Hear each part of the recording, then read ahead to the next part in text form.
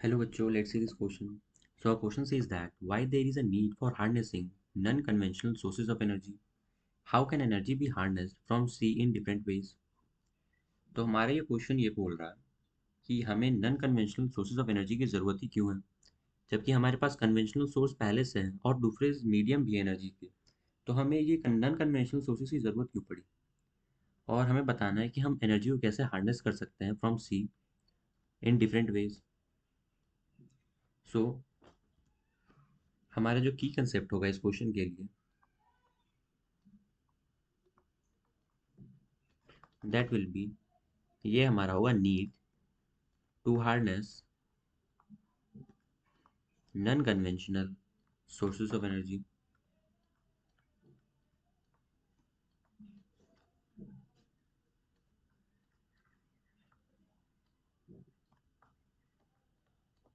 यही हमारे इस क्वेश्चन का की कंसेप्ट होगा कि वो कौन कौन से नीड है जिसके वजह से हमें नॉन कन्वेंशनल सोर्सेज की ज़रूरत है। तो हमारा जो पहला पॉइंट होगा,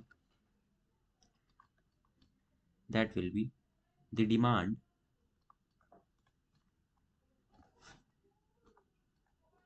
for energy is increasing,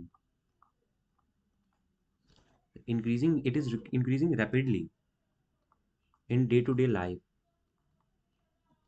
due to the change in the lifestyle,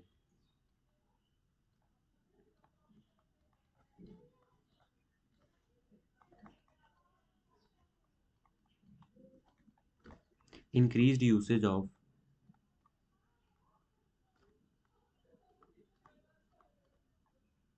machines and industrialization।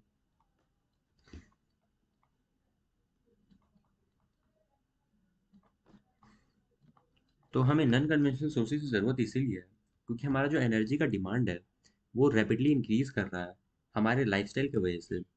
जो एनर्जी का डिमांड है वो मशीन्स के लिए बढ़ते जा रहा है, हमारा जो इंडस्ट्रियलाइजेशन हो रहा है उसमें इसकी नेसेसिटी बढ़ते जा रही है, इसलिए हमें अब ज़्यादा एनर्जी सोर्सेज की ज़रूरत है, जिसकी वजह से हमें नॉन कन्वेंशनल सोर्सेज की यहाँ पर ज़रूरत पड़ गई। हमारा जो दूसरा पॉइंट है, that will B of fossil fuels, and we can say that our conventional sources of energy, they are present in limited amount and they are on the earth over millions of years,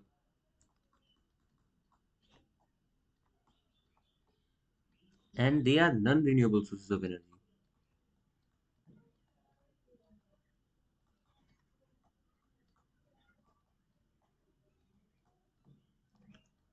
So it will get exhausted one day. It will get exhausted in our near future.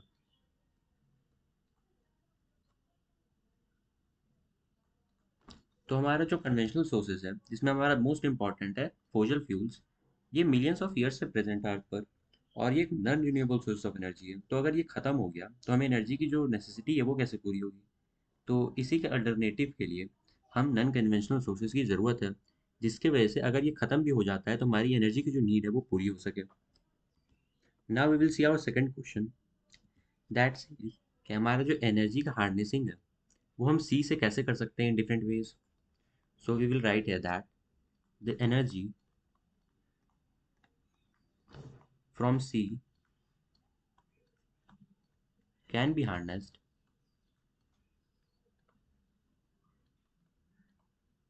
और यहाँ पर हम different methods को देखेंगे। तो हमारा जो पहला मेथड है, that will be tidal energy.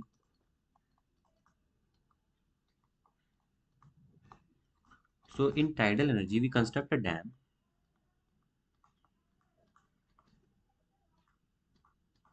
And dam construct करके हम क्या करते हैं, हम कन्वर्ट करते हैं टाइडल एनर्जी को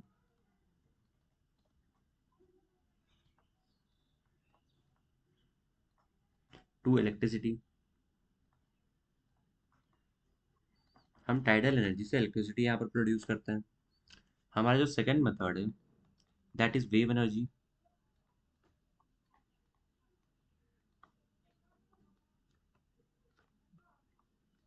यहाँ पर हम लोग क्या करेंगे, यहाँ पर हम टरबाइन रोटेट करते हैं by using this wave energy. We can write here that devices are used for rotation of turbine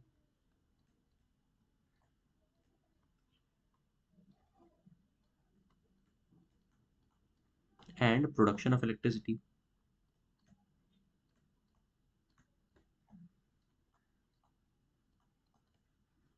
तो इस वेव एनर्जी को हम लोग यूज़ करते हैं टरबाइन रोटेट करने के लिए, और हमारा जो टरबाइन है वो जनरेटर से कनेक्टेड रहता है। तो टरबाइन रोटेट होने से हमारे जनरेटर इलेक्ट्रिसिटी प्रोड्यूस करता है। तो फाइनली हम ये कह सकते हैं कि वेव एनर्जी से हमने इलेक्ट्रिसिटी प्रोड्यूस कर दिया।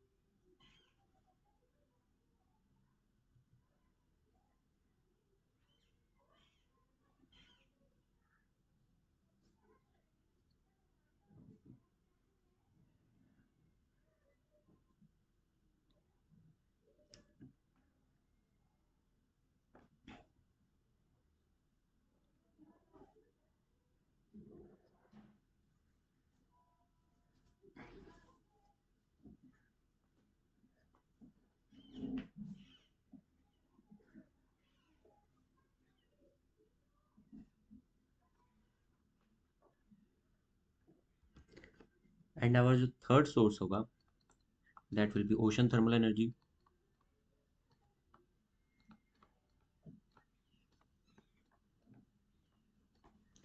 सो ओशन थर्मल एनर्जी में मेनली हम लोग टेम्परेचर डिफरेंस को यूज़ करते हैं for obtaining energy. We can say that the temperature difference or the difference in temperature of water at the surface of sea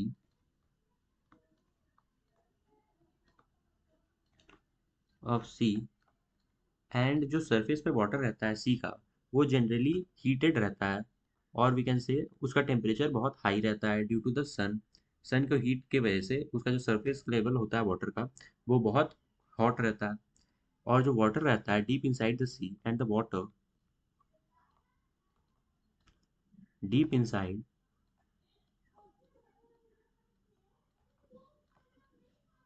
जो हमारा वाटर रहता है डीप इनसाइड, वो रिलेटिवली कोल्ड रहता है हमारे सरफेस लेवल से।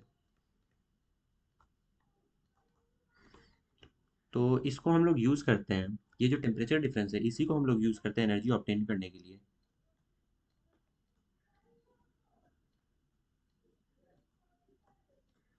और इसको हम लोग यूज़ करते हैं थर्मल पावर प्लांट्स में फॉर थर्मल एनर्जी कन्वर्जन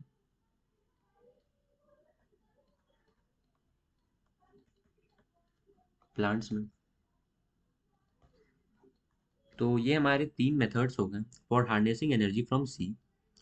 तो यहीं पर हम अपने इस क्वेश्चन को कंक्लूड करेंगे, and this will be the final conclusion for this question and explanation. Hope you all got this well, best of luck.